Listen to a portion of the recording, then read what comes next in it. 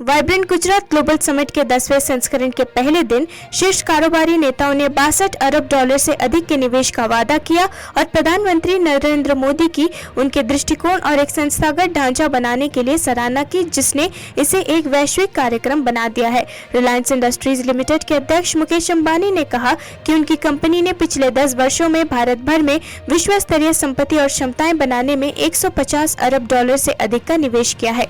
समूह वर्ष की दूसरी 6 माही में जामनगर में Dhirubhai Ambani green energy giga complex को चालू करने के लिए तैयार है।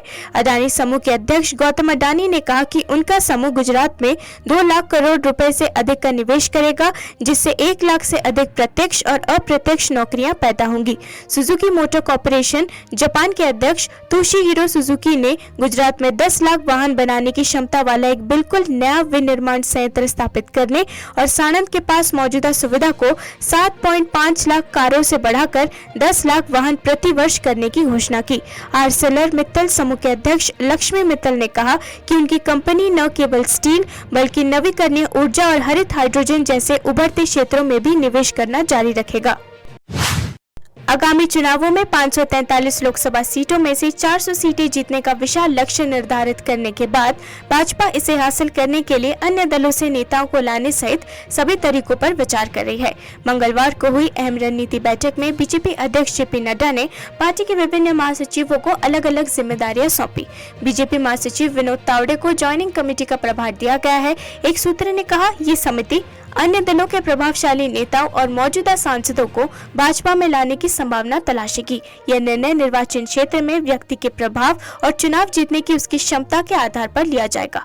एकमात्र बार जब किसी पार्टी ने लोकसभा में 400 का आंकड़ा पार किया था, वो 1984 में राजीव गांधी के नेतृत्व वाली कांग्रेस थी, और वो चुनाव आखिरी बार भी था जब किसी पार्टी ने 2014 में सत्ता में आए नरेंद्र मोदी के नेतृत्व वाली भाजपा तक अपने दम पर बहुमत हासिल किया था।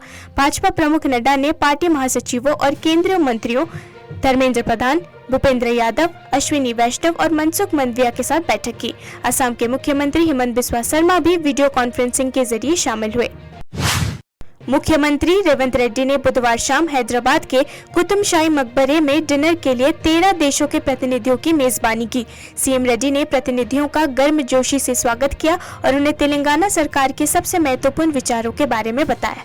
मुख्यमंत्री कार्यालय द्वारा जारी एक प्रेस नोट में कहा गया, अमेरिका, ईरान, टर्की, संयुक्त अरब अमीरात, Britain, Japan, Thailand, Germany, Sri Lanka, Bangladesh, Australia, France और फिनलैंड के प्रतिनिधियों ने इस कार्यक्रम में भाग लिया। सीएम ने कहा, सरकार अभय हस्तम के तहत सभी वर्गों के कल्याण और उत्थान के लिए प्रतिबद्ध है। स्वतंत्रता सेनानियों महात्मा गांधी, जवाहरलाल नेहरू, सरदार वल्लभ भाई पटेल, पूर्व प्रधानमंत्री इंदिरा गांधी की आकांक्षाओं और प्रेरणा को लेकर सरकार में पारदर्शिता और समानता को सर्वोच्च प्राथमिकता दी जा रही है। सीएम ने कहा कि सरकार कांग्रेस की 6 गारंटी को लागू करके तेलंगाना को देश के सर्वश्रेष्ठ कल्याणकारी राज्य के रूप में बढ़ावा देने का प्रयास कर रही है।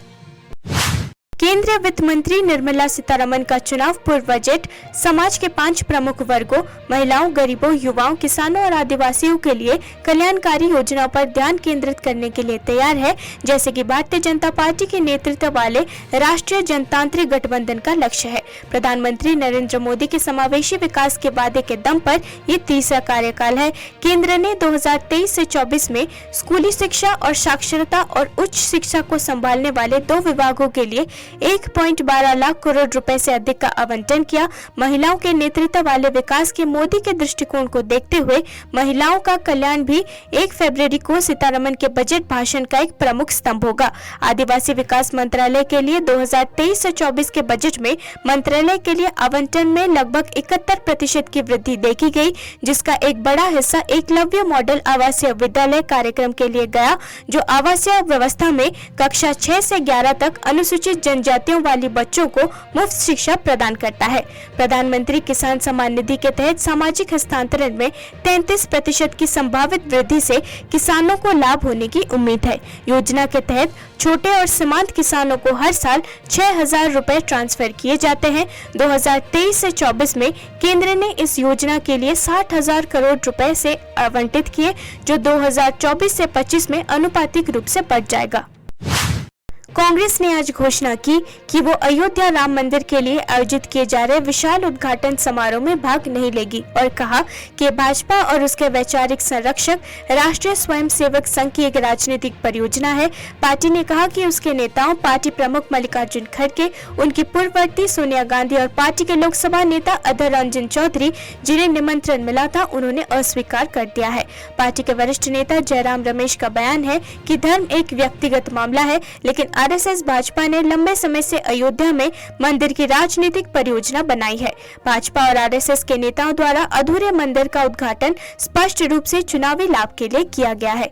इस हाई प्रोफाइल कार्यक्रम में शामिल होने से पार्टी के इनकार के आम चुनाव से पहले कांग्रेस और भाजपा के बीच नवीनतम विवाद बनने की उम्मीद है।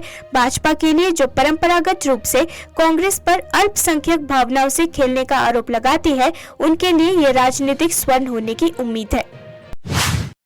आम आदमी पार्टी ने पार्टी के चल रहे अभियान मैं भी केजरीवाल जनसंवाद के तहत बुधवार को पटेल नगर विधानसभा क्षेत्र में एक सार्वजनिक बैठक की और कहा कि लोग चाहते हैं कि मुख्यमंत्री अरविंद केजरीवाल सीएम बने रहें। एक सभा को संबोधित करते हुए श्रम मंत्री राजकुमार आनंद ने कहा, जनता ने कहा कि भाजपा चाहे कितनी भी साजिश कर ले, अरविंद केजरीवाल के प्रति उनका प्यार कम नहीं होगा, क्योंकि उन्होंने उन्हें सम्मान के साथ जीने का अवसर दिया है। उन्होंने उनके बच्चे को उत्कृष्ट शिक्षा प्रदान की है और उनके परिवारों की देखभाल भी की है। भाजपा चाहे कुछ भी करे, हम उनके मंसूबों को सफल नहीं होने देंगे। 1 जनवरी को उन्होंने दावा किया था कि मैं भी केजरीवाल अभियान के तहत उनकी पार्टी दिल्ली के लगभग 96 लाख लोगों तक पहुंचेगी और वो चाहते हैं कि पार्टी प्रमुख अरविंद केजरीवाल मुख्यमंत्री बने रहें, भले ही उन्हें झूठे आरोपों के तहत उत्पाद शुल्क नीति मामले में गिरफ्तार किया गया हो। आपको बता दें कि पार्टी ने 1 से 30 दिसंबर तक अभियान चलाया और बाद में कहा कि वो 4 जनवरी से मैं भी केजरीवाल जनसंवाद शुरू करेंगे, जिसके तहत पार्टी सार्वजनिक बैठकें करेगी और लोगों से पूछेगी कि क्या श्री केजरीवाल को मुख्यमंत्री बने रहना चाहिए अगर उन्हें गिरफ्तार कर लिया गया तो। ध्यानचंद पुरस्कार प्राप्त करने के बाद भारतीय महिला कबड्डी टीम की कोच कविता सेल्वराज ने बुधवार को साझा किया कि वो पुरस्कार पाकर बहुत खुश हैं और कहा कि ये उनके लिए गर्व का क्षण है। राष्ट्रपति द्रौपदी मुर्मू ने सेल्वराज को कबड्डी में उनकी उपलब्धियों के लिए ध्यानचंद पुरस्कार से सम्मानित किया। सेल्वराज की प्रभावशाली उपलब्धियों में 2010 एशियन खेलों में स्वर्ण पदक और 2007 और 2008 एशियन कबड्डी चैंपियनशिप में लगातार 2 स्वर्ण पदक शामिल है। ये पुरस्कार खेल में उनके महत्वपूर्ण योगदान को मान्यता देता है और कबड्डी में उनके कौशल को प्रदर्शित करता है।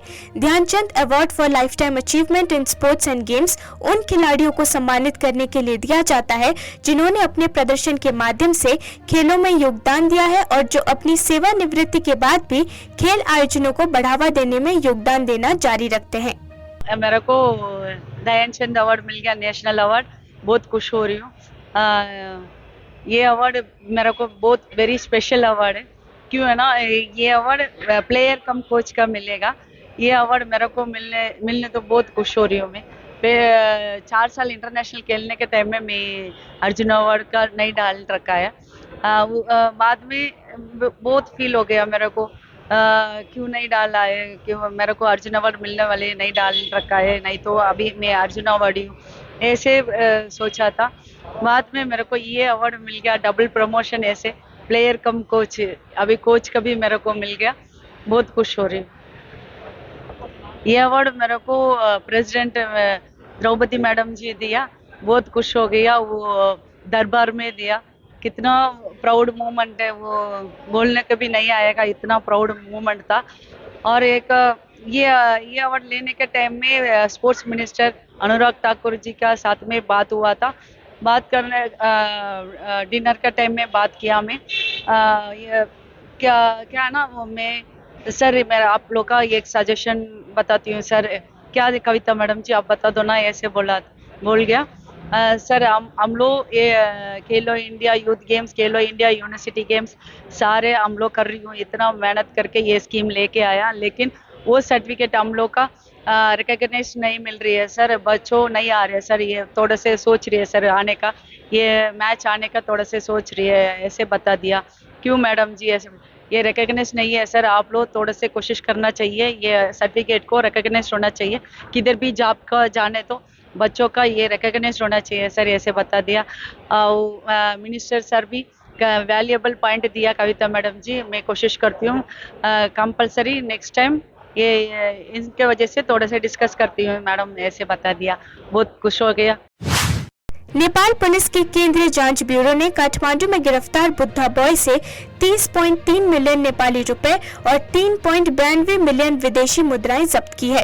विवादास्पद आध्यात्मिक नेता राम बहादुर बोमजन को सीआईबी ने मंगलवार को काठमांडू के बाहरी इलाके में एक घर से गिरफ्तार कर लिया। बुधवार को पुलिस ने विवादित धर्मगुरु को सार्वजनिक कर दिया। 34 वर्षीय व्यक्ति, जिसका मूल नाम रामलाल बोमजन है, जिसे 2005 से बुद्धा बॉय या गौतम बुद्धा के पुनर्जन्म के रूप में माना जाता था, उन पर हिमालय राष्ट्र के विभिन्न पुलिस स्टेशनों में दुष्कर्म और जबरन गायब करने का आरोप लगाया गया है।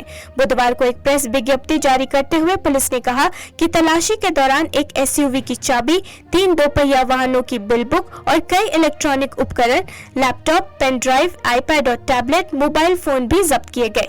पुलिस बाद में बोमजन को आगे की सुनवाई के लिए सरलाही जिला अदालत ले गई, जहां मुकदमा शुरू होने वाला है।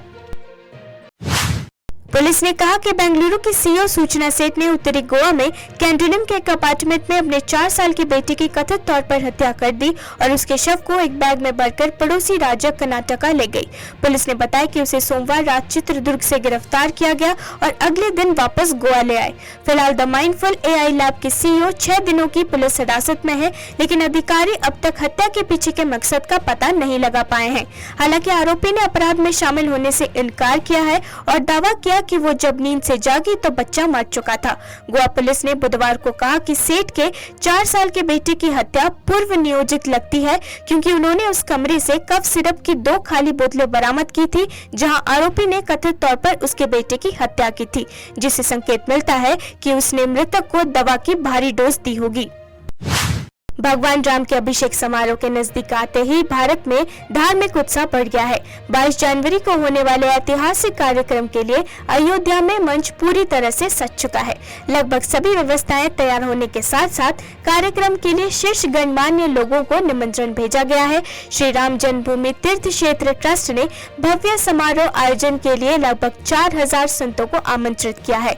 निमंत्रण कार्ड का लिफाफा एक पुस्तिका के साथ आता है, जो राम जन्मभूमि आंदोलन के महत्वपूर्ण व्यक्तियों का परिचय देता है। पहले पृष्ठ पर राम मंदिर की छवि के नीचे प्राथमिक निमंत्रण अपूर्व अनादिक निमंत्रण लिखा हुआ है। इसके बाद मंत्रमुग्ध करने वाला कार्ड भगवान रामलला के आकर्षक रूप में खुलता है। इसके अलावा कार्ड में उन गणमान्य व्यक्तियों की सम्मानजनक उपस्थिति का उल्लेख है जो इस शुभ कार्यक्रम की साक्षी बनेंगे, जिसमें प्रधानमंत्री मोदी, यूपी के सीएम योगी आदित्यनाथ, यूपी के राज्यपाल आनंदीबेन पटेल, आरएसएस के प्रमुख मोहन भगवत और मंदिर ट्रस्ट के अध्यक्ष महेंद्र नृत्य गोपाल दास शामिल है। मुख्य निमंत्रण में उस दिन का यात्रा कार्यक्रम शामिल है, जिसके बाद राम मंदिर के पीछे के संघर्ष का उल्लेख है।